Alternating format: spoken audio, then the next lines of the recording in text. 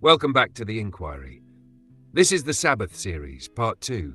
Did anyone keep the Sabbath before Moses?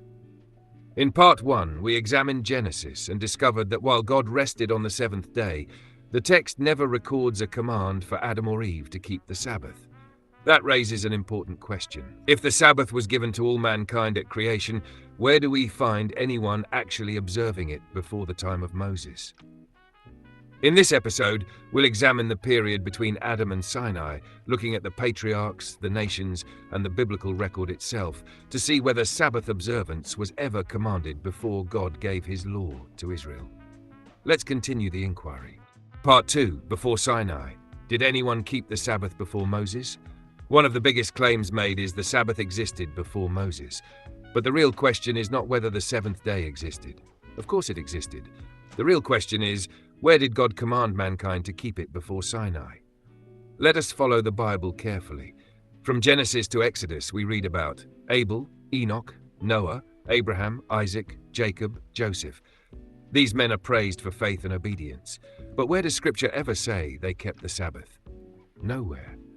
Not one verse. Think about this carefully. Genesis covers thousands of years of human history.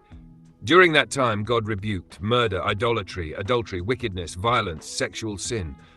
But never once did God accuse the nations of breaking the Sabbath. Why?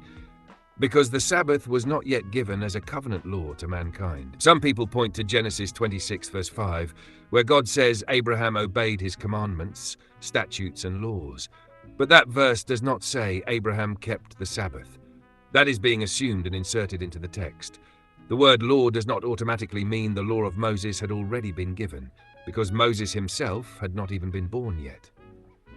Another major point. The first time the word Sabbath actually appears in the Bible is Exodus 16, not Genesis. Not Abraham's life, not Noah's time. Exodus 16. And what is happening there? Israel has just come out of Egypt. God begins giving them manna and tells them not to gather on the seventh day. This is before Mount Sinai, but after Israel became God's covenant people coming out of Egypt. And notice something very important.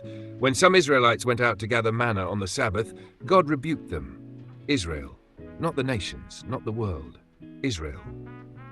Then in Exodus 20, the Sabbath command officially becomes part of the covenant law given through Moses. Now listen carefully to what Moses later says in Deuteronomy 5 verse 2-3.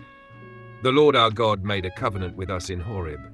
The Lord made not this covenant with our fathers, but with us. That is powerful. The covenant containing the Sabbath command was made with Israel at Horeb Sinai, not with Abraham, not with Noah, not with Adam. And Ezekiel 20 verse 10-12 confirms it again. Wherefore I caused them to go forth out of the land of Egypt. Moreover also I gave them my Sabbaths to be a sign between me and them. God says, I gave them my Sabbaths. To whom? Israel after Egypt. The Sabbath was not presented in Scripture as a universal law for all nations from creation.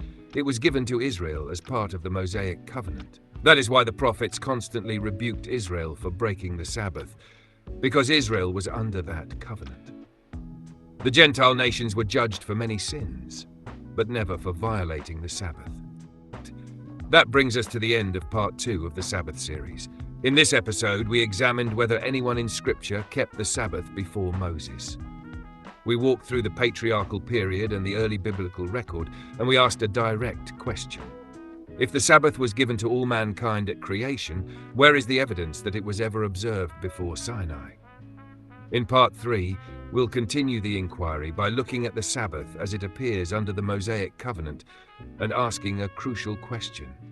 Was the Sabbath a universal moral command for all people, or was it specifically given as a sign between God and Israel? Thank you for watching. If this study is helping you understand the word more clearly, leave a comment below, like this video, share it with someone else, and make sure you subscribe to the inquiry so you don't miss the next part of the series. And don't forget, follow the inquiry. We'll see you in Part 3.